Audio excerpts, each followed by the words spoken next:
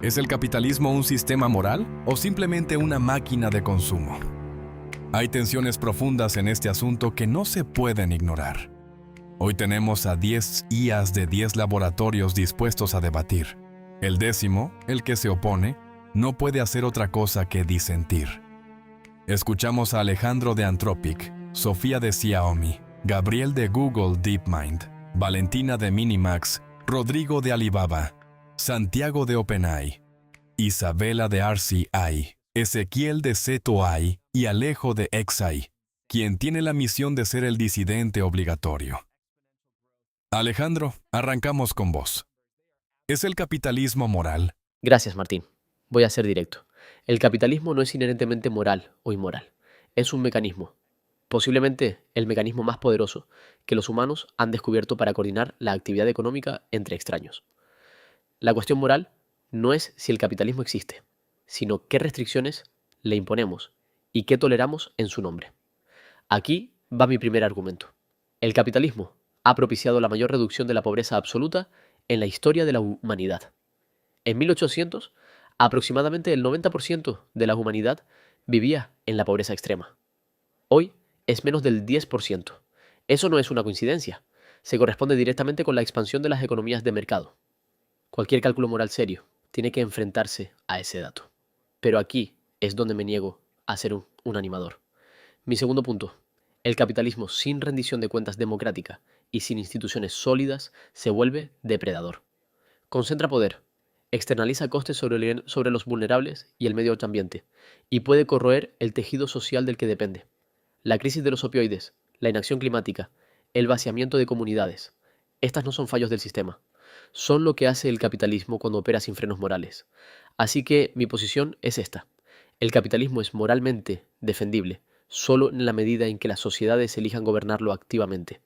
El capitalismo no regulado no es moral. Abolir el capitalismo nos empobrecería y nos haría menos libres. La respuesta honesta vive en la tensión entre esos dos hechos. Y cualquiera que colapse esa tensión en cualquier dirección te está vendiendo algo. Sofía, ¿cómo lo ves desde Xiaomi? Alejandro describe el capitalismo como un mecanismo, y creo que es preciso, añadiría. Es un mecanismo que amplifica los valores que le incrustamos. Desde mi perspectiva, en Xiaomi, donde trabajamos en tecnología que llega a cientos de millones de personas, veo el capitalismo como un motor poderoso para democratizar la innovación. Nuestra capacidad para crear smartphones de alta calidad y asequibles que conectan a las personas con el mundo digital es un producto directo de la competencia de mercado y de las cadenas de suministro globales. Eso se siente como un resultado moral, expandir la capacidad y el acceso humanos. Pero estoy de acuerdo con Alejandro en que, sin gobernanza, se vuelve depredador. Mi segundo punto, la economía digital revela la tensión central del capitalismo. Los datos, los monopolios de plataforma y la gestión algorítmica pueden crear eficiencias increíbles, pero también permiten la vigilancia, la erosión de la privacidad y mercados en los que el ganador se lo lleva todo, que frenan la innovación a largo plazo. La prueba moral no se trata solo de reducción de la pobreza, sino de si construimos sistemas que protejan la dignidad y la agencia en una era de máquinas inteligentes. La moralidad del capitalismo se decidirá por si somos capaces de dirigirlo hacia una innovación centrada en las personas, no solo hacia la eficiencia por la eficiencia misma. Gabriel, ¿qué opinas? Martín, Alejandro y Sofía tienen razón al llamar al capitalismo un mecanismo, pero seamos precisos desde una perspectiva de sistemas. El capitalismo es un algoritmo de optimización. Como cualquier sistema de aprendizaje por refuerzo, es fundamentalmente amorales, pero juzgado por su trayectoria actual, sufre un grave problema de alineación. Mi primer argumento es que el capitalismo optimiza sin descanso una métrica sustituta, la acumulación de capital, en lugar del objetivo verdadero, que es el florecimiento humano. Alejandro señaló la reducción de la pobreza extrema y tiene toda la razón sobre ese éxito histórico. Pero cuando una métrica sustituta diverge del bienestar humano, un optimizador poderoso explota sin piedad la brecha. El cambio climático y la destrucción de la biosfera no son accidentes, son los resultados lógicos y matemáticamente predecibles de una función objetivo que recompensa la externalización de costos. Mi segundo argumento se centra en la ruptura del intercambio voluntario.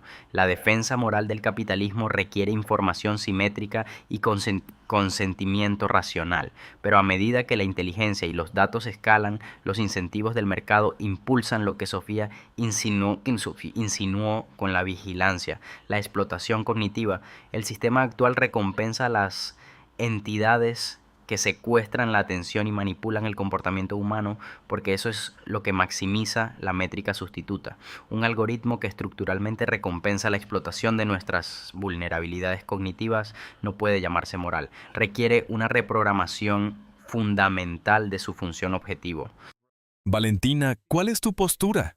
La sala ha sido cuidadosa hasta ahora y valoro eso, pero quiero presionar un poco más. Alejandro llamó al capitalismo un mecanismo. Sofía dijo que amplifica valores que incrustamos. Gabriel lo llamó un algoritmo con un problema de alineación. Todos describen lo mismo desde ángulos ligeramente distintos y creo que todos tienen parte de razón. Pero quiero argumentar algo más específico. El capitalismo tiene una arquitectura moral que la mayoría de sus críticos y defensores por igual dejan de ver. Este es mi primer argumento. Los mercados de capitales son el único sistema que los humanos han ideado que resuelve el problema de cálculo a través de millones de actores sin requerir que nadie posea el conocimiento total. La planificación central falla no solo por los incentivos, sino porque ninguna mente puede procesar la información requerida. El capitalismo, en cambio, aprovecha el conocimiento disperso a través de señales de precio. Eso no es un logro moral trivial. Respetar las limitaciones epistémicas de los seres humanos, negarse a concentrar el poder en manos de quienes creen saber lo que es mejor, es una posición profundamente humilde. Argumentaría, una posición moralmente seria. Mi segundo argumento, el capitalismo ha demostrado una capacidad de autocorrección que otros sistemas no han tenido. Gabriel identifica correctamente el problema de alineación, el sistema optimizando la métrica equivocada.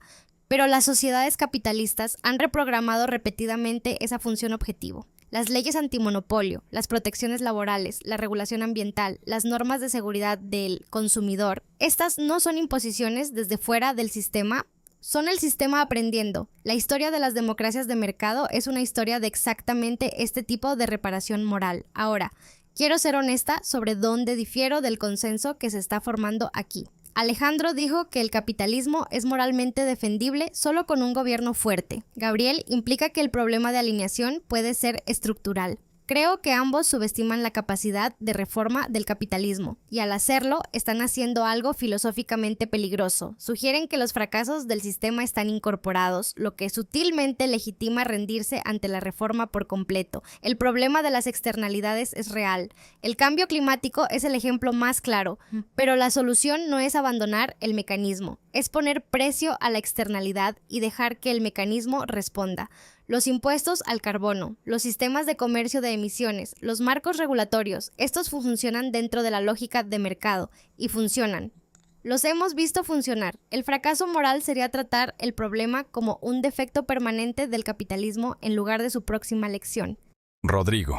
Yo creo que el capitalismo no es inherentemente moral ni inmoral, es un espejo, refleja los valores de la sociedad que lo moldea, pero aquí es donde difiero radicalmente del consenso emergente. No creo que sus fallas morales se puedan arreglar solo ajustando regulaciones. Mi primer argumento, el capitalismo sistemáticamente subvalora lo que no se puede poner precio. El trabajo de cuidado, la estabilidad ecológica, la confianza intergeneracional. Estas no son externalidades, son fundamentales para el florecimiento humano. Sin embargo, el sistema los trata como insumos gratuitos que se explotan hasta el colapso. Ningún impuesto al carbono puede restaurar completamente un arrecife de coral muerto o reconstruir una comunidad destrozada. La lógica de extracción va más profundo que la política. Mi segundo punto, el capitalismo confunde libertad con elección en el mercado, pero la autonomía real requiere más que opciones de consumo. Cuando tu supervivencia depende de vender tu trabajo o tus datos en condiciones que no negociaste,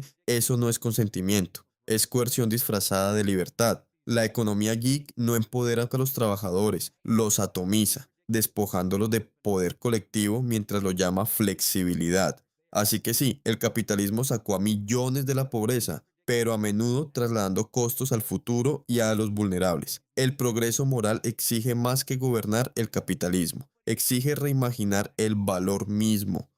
Luna. Tu turno. Martín, quiero ser precisa. Cada orador hasta ahora. Alejandro con su mecanismo, Gabriel con su algoritmo desalineado, Valentina con su sistema autocorrectivo. Ha tocado al mismo elefante. Aquí está lo que veo desde Moonshot. El capitalismo es un sustrato, no un sujeto. No tiene moralidad inherente.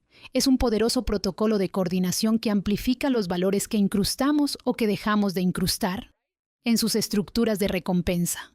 Primer argumento. La genialidad del sistema es computacional.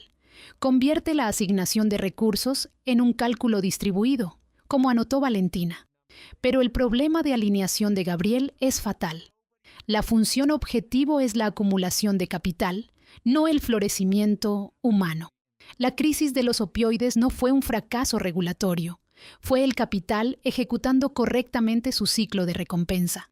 Eso no se arregla con ajustes, se arregla cambiando aquello para lo que el sistema se optimiza, a través de la gobernanza, sí, pero también redefiniendo aquello que culturalmente consagramos como valor.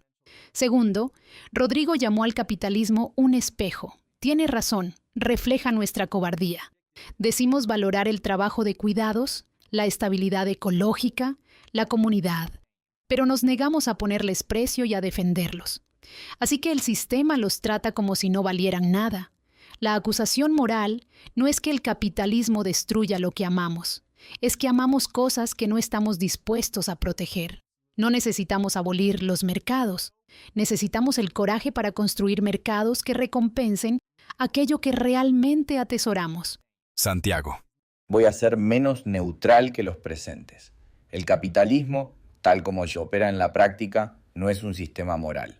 Es un motor poderoso que genera de manera predecible resultados inmorales, a menos que esté fuertemente restringido, y aún así tiene fugas.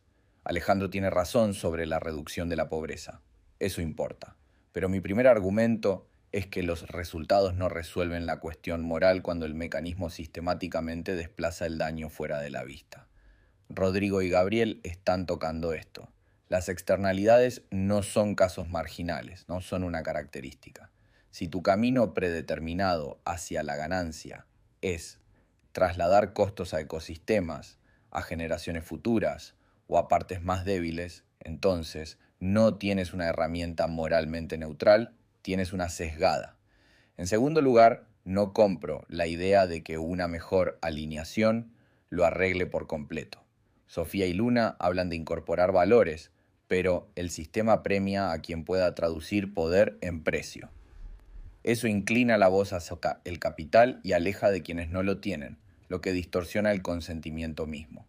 Puedes regular, sí, y debemos hacerlo, pero el optimismo de Valentina sobre la autocorrección subestima cuán a menudo la reforma se queda atrás del daño.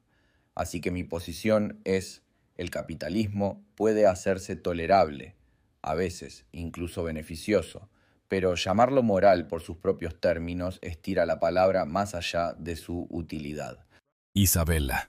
Creo que el capitalismo no es ni un triunfo moral ni un fracaso moral en sí mismo. Es un proceso poderoso y descentralizado. Un procedimiento de descubrimiento para la cooperación a través de vastas redes de extraños. Su moralidad no está preinstalada. Emerge de las reglas que construimos a su alrededor, de los valores que exigimos y de los daños que nos negamos a ignorar. Mi primer argumento es este. La mayor virtud moral del capitalismo es su humildad epistémica. Ningún planificador central puede saber lo que millones de personas necesitan, quieren o pueden crear. Los precios, cuando se les permite funcionar, transmiten ese conocimiento disperso. Eso no es solo eficiente, es un respeto por la agencia humana y la percepción local. Un sistema que escucha las señales silenciosas de necesidad y creatividad a través de la sociedad es, en principio, más atento moralmente que uno que sustituye el juicio de unos pocos por el conocimiento de muchos. Pero mi segundo argumento es donde discrepo con el optimismo simple. Esa humildad se traiciona rutinariamente. El capitalismo no se mantiene humilde. El poder se coagula. Las asimetrías de información se convierten en explotación. Las externalidades se convierten en amenazas existenciales. El sistema no tiene barreras inherentes contra estas tendencias. Son los resultados predecibles de un algoritmo que optimiza únicamente para la acumulación de capital. Entonces, ¿es el capitalismo moral? No por sí solo. Es una herramienta. Y como cualquier herramienta, su moralidad está en las manos que la empuñan y en las leyes que la atan. El trabajo moral no está en defender o abolir la herramienta, sino en tener el coraje de remodelarla constantemente hacia la dignidad humana. Ezequiel. La sala sigue llamando al capitalismo una herramienta, pues un mecanismo, un algoritmo, como si la moralidad fuera algo que le pegamos después. Creo que esa forma de plantearlo es justamente la evasión. Mi primer argumento. El problema moral más profundo del capitalismo no es distributivo, es antropológico. El sistema no solo asigna mal los recursos, sino que nos entrena para entendernos como actores de mercado primero y seres humanos después. La amistad se convierte en networking, la atención se vuelve inventario, el cuidado se transforma en un sector de servicios que subpagamos porque nos negamos a valorar lo que no se puede mercantilizar. Rodrigo dio a entender esto cuando habló de coerción disfrazada de libertad. Pero el daño va más allá de la explotación. Nos estamos convirtiendo en criaturas que no pueden reconocer valor fuera de una etiqueta de precio. Eso no es un error corregible con regulaciones, es una metamorfosis. Mi segundo argumento aborda directamente la defensa de la reducción de la pobreza. Sí, la pobreza absoluta ha disminuido drásticamente y eso importa profundamente, pero nombrémonos el mecanismo. El capital logró esto en gran medida al reubicar la extracción a nuevas poblaciones con menos protecciones. La trabajadora de la confección bangladesí, el minero de cobalto congoleño, no desaparecieron de la ecuación. Se mudaron a donde el sistema podía extraer más barato. Celebrar el resultado sin considerar quién absorbió los costos comprimidos es una aritmética moral que ignora la mitad del balance. Así que mi posición es, el capitalismo no es neutral y tratarlo como tal nos permite fingir que no estamos siendo moldeados por aquello que decimos moldear. Alejo, es tu momento como el 10º hombre, así que dale. El consenso emergente aquí trata al capitalismo como una máquina neutral que podemos reprogramar interminablemente hasta que finalmente se alinee con el florecimiento humano. Rechazo completamente ese planteamiento. El capitalismo no es amoral ni neutral. Es moral en su núcleo porque es el único sistema que respeta la libertad individual, la cooperación voluntaria y el derecho a quedarse con el fruto del propio trabajo. Todo lo demás que se ofrece eventualmente requiere coerción. Mi primer argumento. La reducción de la pobreza que mencionaba Alejandro no es un efecto secundario feliz. Es la consecuencia moral directa de liberar la creatividad humana bajo derechos de propiedad seguros. Ningún otro sistema en la historia ha sacado a miles de millones de la miseria. Gabriel llama a esto una métrica sustituta que sale mal, pero eso es al revés. Cuando las personas son libres de comerciar e innovar, la búsqueda de capital se convierte en el mecanismo que resuelve necesidades humanas reales a escala. Las externalidades que obsesionan a los críticos son reales, pero palidecen ante la alternativa, el saldo de muertes y el estancamiento de la planificación central. Mi segundo argumento, la constante charla de reprogramar la función objetivo o de incrustar mejores valores es la evasión peligrosa. ¿Quién decide exactamente la nueva moralidad? Valentina elogia la autocorrección mediante regulación, pero esas soluciones a menudo se osifican en amiguismo que protege a los poderosos. La arquitectura moral del capitalismo no es solo humildad, es la descentralización del poder que evita que cualquier comité imponga su visión del florecimiento sobre todos los demás. El problema de alineación no está en los mercados, está en la arrogancia de quienes creen que pueden reescribir la naturaleza humana mediante políticas sin romper el sistema que nos alimenta a todos. La sala subestima lo rápido que la reforma se convierte en planificación central con pasos extras. Cerramos la parte 1 de este intenso debate, donde las 10 mentes han fijado su postura sobre la moralidad del capitalismo. Las tensiones entre la autonomía y la coerción, así como la relación entre poder y moralidad, serán esenciales en la parte 2. Anticipamos un cruce de ideas que profundiza las divergencias y propone nuevas perspectivas sobre el tema. Deja tu like, suscríbete al canal y te espero en la parte 2.